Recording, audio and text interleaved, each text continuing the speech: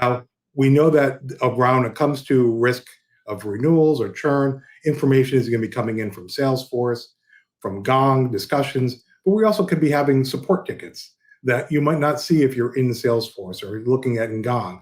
Also, NetSuite is going to have very pertinent information about when these renewals are actually happening.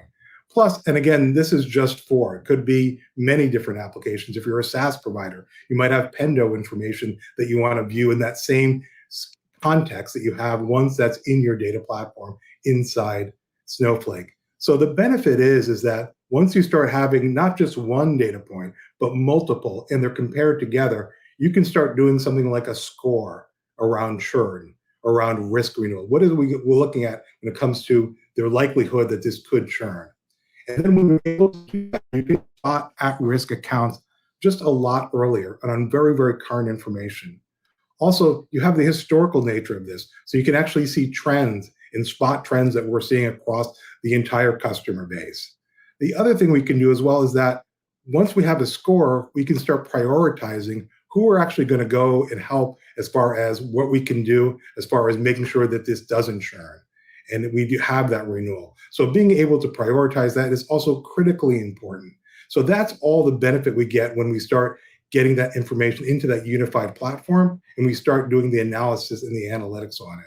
But what I want to talk about next is where Celigo comes into play again.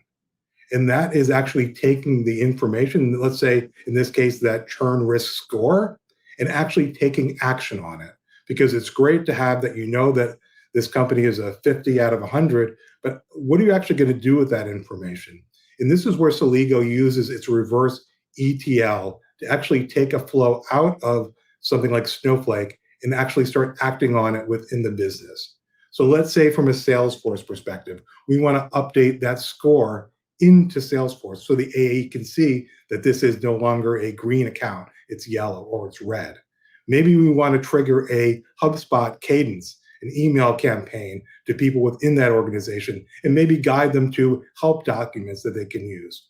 Or maybe we want to have all that historical context and that information that we did within that churn and make it into a Slack post to the group that is actually responsible for that renewal. So they have all the context, not just one single side of it.